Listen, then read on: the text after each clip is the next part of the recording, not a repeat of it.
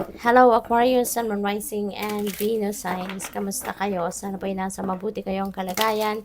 Welcome back po sa Star Tarot. At kung bago kayo rito, welcome din po kayo. Please subscribe, like, share my videos, and leave me a comment kung nakaresonate kayo. Thank you.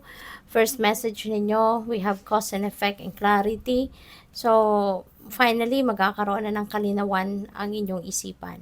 Okay? Madiliwanagan na ang isip ninyo on how you're going to approach your situation sa ngayon. At parang merong karma, no, na napipick up ako dito. Maybe karma is coming your way. Maaring, ano to, ito na yung mga payback time, kumbaga, 'di ba?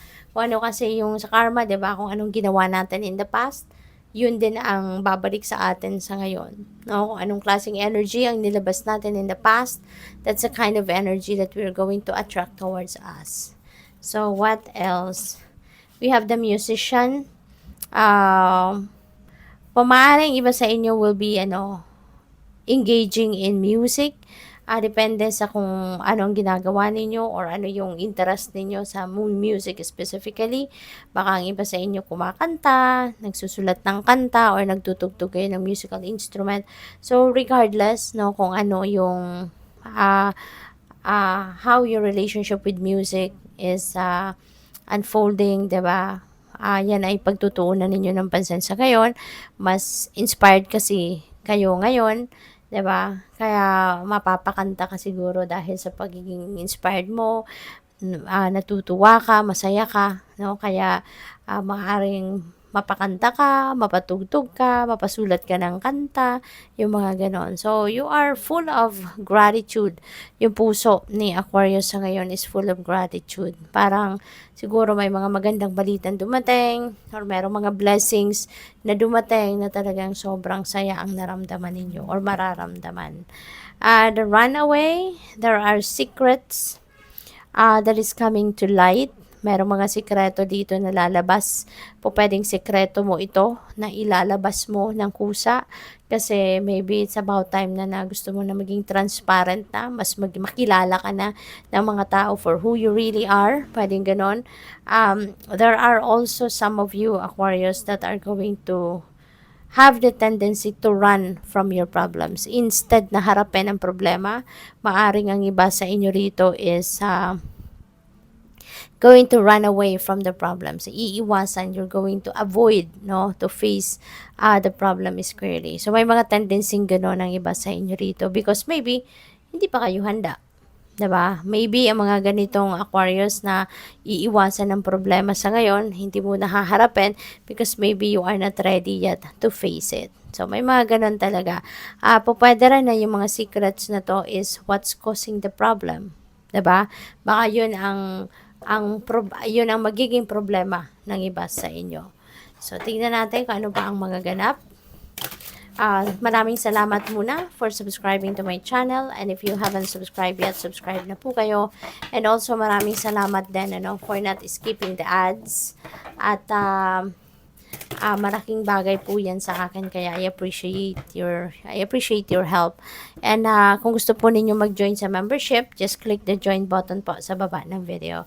Thank you. And welcome din po sa lahat ng mga cross-watchers na nandito. So, Queen of Cups. Ayan. So, sa ngayon, you're really going to be very creative. Siguro yung mga talents ninyo, katulad na lamang ng pagiging musician ninyo, yung love ninyo for music, maring yan ay talagang mailalabas mo sa ngayon. You are going to display that at this time. And that's going to inspire a lot of people, 'di ba? Yung pagtugtog ninyo, pagsusulat ng kanta, or pagkanta ninyo mismo, marami kayong mai-inspire na tao. And at the same time, reminder ito sa inyo, na it's about time for you to tune into your intuition. Kailangang pakinggan mo yung inyong intuition, magtiwala ka sa mga mensaheng na re-receive mo through your intuition kasi that's divine guidance.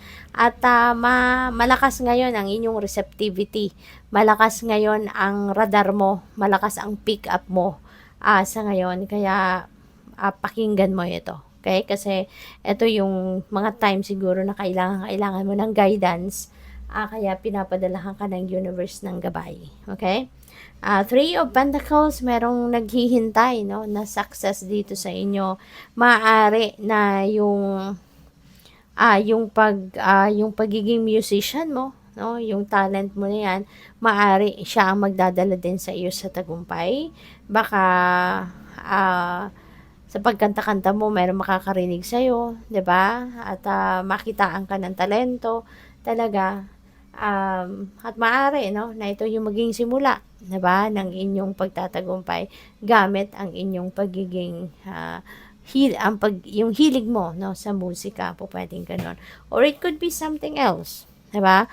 Maaari na meron ka ng current na ginagawa, you are focusing on specific task sa ngayon at maaring paakyat ka na sa ladder of success, no? Kaya congrats sa'yo. Kailangan mo lang sa lahat ng ito, no, lalo-lalo na dito sa runaway energy, kailangan mo lang na magpakatatag ka.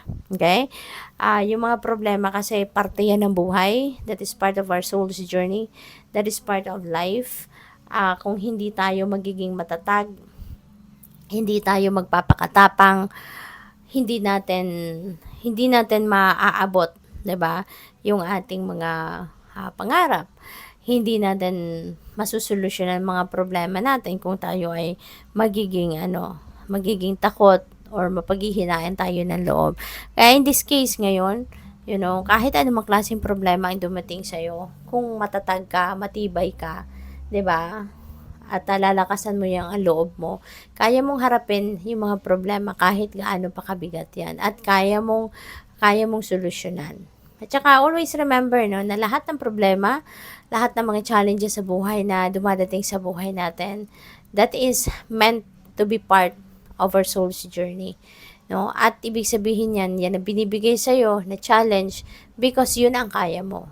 Hindi ibibigay sa'yo ng universe ang hindi mo kayang solusyonan or hindi mo kayang i-handle.